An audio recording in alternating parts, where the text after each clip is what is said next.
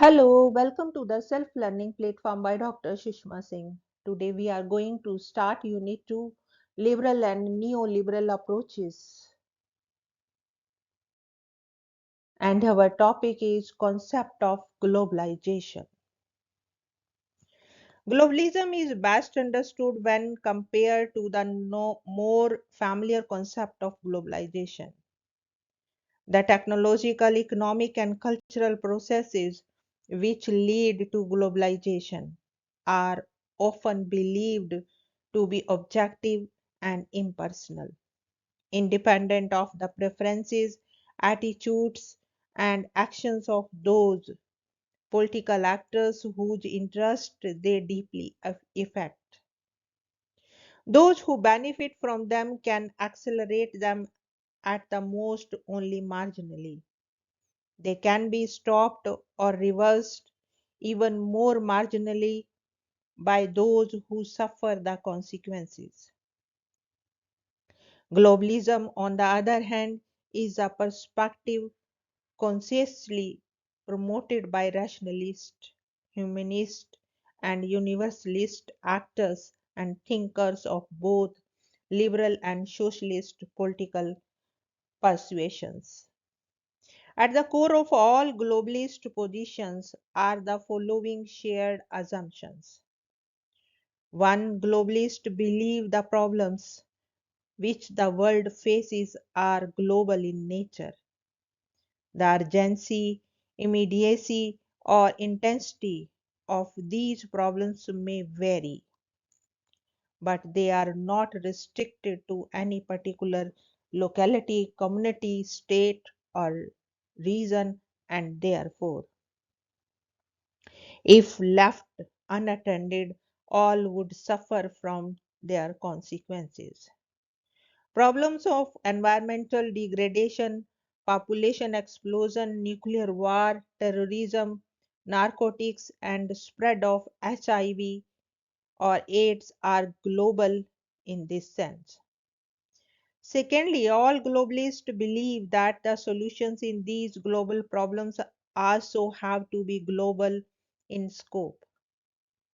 That is so because the resources required for handling these problems are beyond the reach of any nation, region, or community.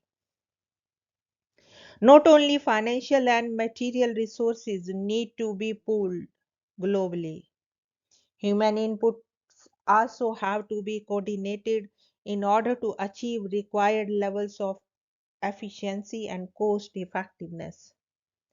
Thirdly, all globalists believe that such coordination is possible on a sustained basis only when there is global consensus on the definition of problems as well as prioritization of preferred solutions. Such consensus in turn requires that decision-making processes are transparent and based on democratic equality of participants. Given these assumptions, it is easy to see the objections which globalists have against the kind of globalization presently taking place. They characterize it as globalization from above because it is being shaped by the rich and the powerful states and corporations. They exploit the tremendous concentration of wealth and power in their hand to force unequal integration on the weak and poor states and communities to further marginalize them. Globalists are not against globalization as such, but they prefer what they call globalization from below, which would truly reflect the philosophy of globalism. Now let us move towards the topic search for liberal institutional mechanism. The search for liberal institutional mechanism to help establish peace and ensure prosperity through cooperation goes back to the days of the League of Nations. Woodrow Wilson, the chief proponent of the League of Nations, is considered to be the first liberal institutionalist who pointed out the importance of institutions in transforming the international relations from a jungle to chaotic power politics to a zoo of regulated and peaceful interaction. Although the League of Nations experiment turned out to be a disaster, later developments in the field of the national international organizations like United Nations and European Union have rekindled new hope in the philosophy of liberal institutionalism. Liberal institutionalism or neoliberal institutionalism as a school of thought shot to prominence for providing the most convincing challenge to realist and non-neorealist thinking. Although neoliberal institutionalisms share many of the assumptions of neorealist thinking, there are significant differences between the two over the issue of cooperation in the international system. Liberal institutionalists attack the neo-realists for focusing exclusively on conflict and competition and thus minimizing the chances for cooperation even in an anarchic international system. The main claim of the liberal institutionalists is that international institutions and regimes help promote cooperation between states. But what are institutions and regimes? And how do they help in securing international cooperation? Institutions, according to Haas, Cohen, and Levy, are persistent and connected set of rules and practices that prescribe roles, constrain activity, and shape the expectations of actors. Such institutions may include organizations, bureaucratic agencies, treaties, and agreements, and informal practices that state accept as binding. Young, on the other hand, defines regimes as social institutions that are based on agreed rules, norms, principles, and decision making procedures. These govern the interactions of various states and non states actors in issue areas such as the environmental or human rights. Varieties of treaties, trade agreements, scientific and trade protocols, market protocols, and the interest of producers, consumers, and distributors, for example, govern the global market in coffee. Such regimes and institutions for the liberal institutionalists help govern an anarchic and competitive international system, and they encourage and at times require multilateralism and the cooperation as a means of securing national interest. The roots of this version of neoliberal can be seen in the functional integrational scholarship of the 1940s and 1950s and regional integration studies of the 1960s. These are better known as functionalism and neo-functionalism school of thought in the literature of international relations theory. However, before we take these up separately, it would be useful to look at some of the core assumptions of liberal institutionalism. Now we turn towards the topic core assumptions of neoliberal institutionalism.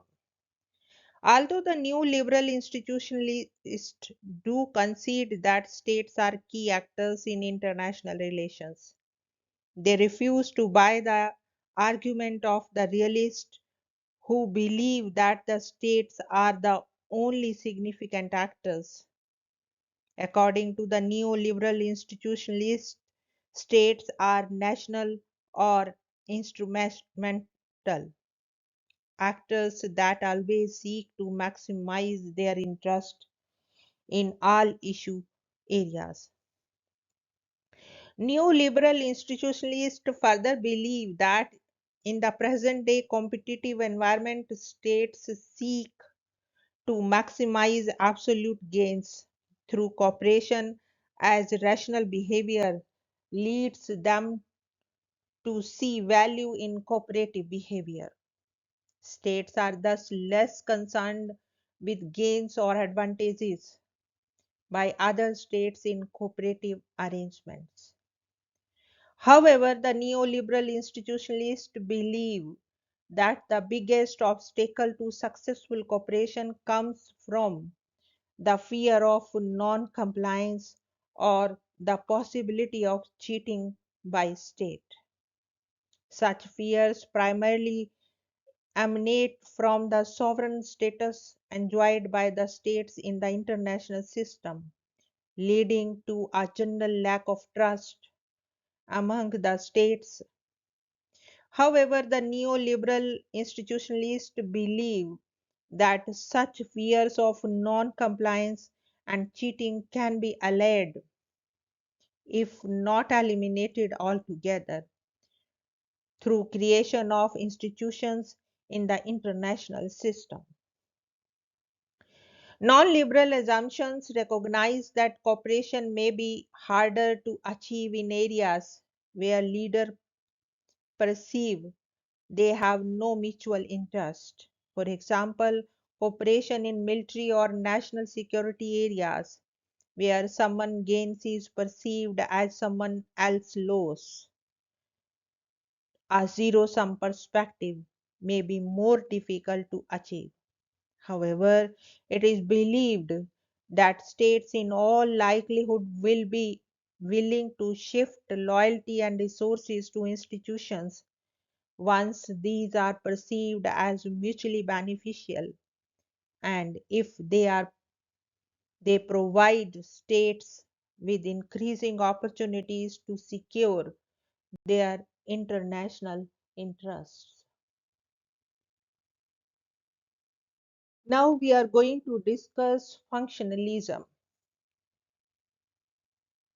David Mitrani, the most prominent proponent of functionalist school of thought, is accredited with fashioning this alternative view of international politics in response to the security or conflict conception of realist and non-realist scholars. Mitrani argues that greater interdependence in the form of transnational ties between countries could lead to peace. He is of the view that cooperation should be arranged by technical experts and not by politicians. Some of the other important functionalists like Joseph Nye, Ernest Haas, J.P. Swell, Paul Tyler, A.J.R. Groot, John Burton, and Christopher Michel have immensely contributed to the functionalist tradition of international relations theory.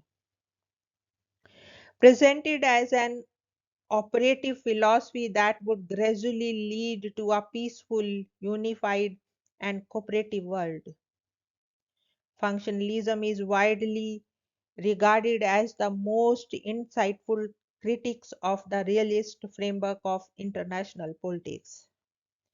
The main concern of the functionalist is to develop piecemeal non-political cooperation organizations, which will not only help the establish peace and secure prosperity, but also render the practice of war obsolete eventually. However, this may not be forthcoming as long as the international system continues to be founded on suspicion and anarchy, and war is accepted as an established means of settling international disputes. The institution of international states is considered to be the biggest obstacle in the path of fostering peace and prosperity. Aware of the fact that governments have vested interests and that nation states will not be dismantled voluntarily, the functionalists advocate a gradual approach towards regional or global unity. This, they believe, might eventually help isolate and render obsolete the rigid institutional structures of nation states. But how do the functionalists propose to go about it? As noted above, the functionalist prime concern is with developing piecemeal cooperative organizations at the regional level in non political areas like economic, technical, scientific, social, and cultural sectors, where the possibility of forging effective cooperation among the states appears to be highly practical. These apparently non political sectors are collectively referred to in the functionalist literature as functional sectors, where the possibility of opposition or resistance appear minimal. This is based on the assumption that the effects efforts to establish functional organization at the micro level in non-political sectors such as energy production and distribution, transportation and communication control, health protection and improvement, labor standards and exchanges, etc., are least likely to be met with opposition. There is a great possibility of successful functioning of such non political functional organizations, as these can be of mutual advantage to the participating states. The possibility of a higher success rate of such functional bodies gets further enhanced by the fact that they do not appear to pose any challenge, at least apparently, to the national sovereignty of the participating states.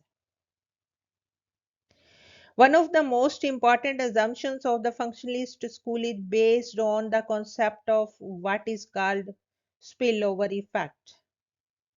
The concept of spillover is similar to that of demonstration effect as used in the discipline of economics.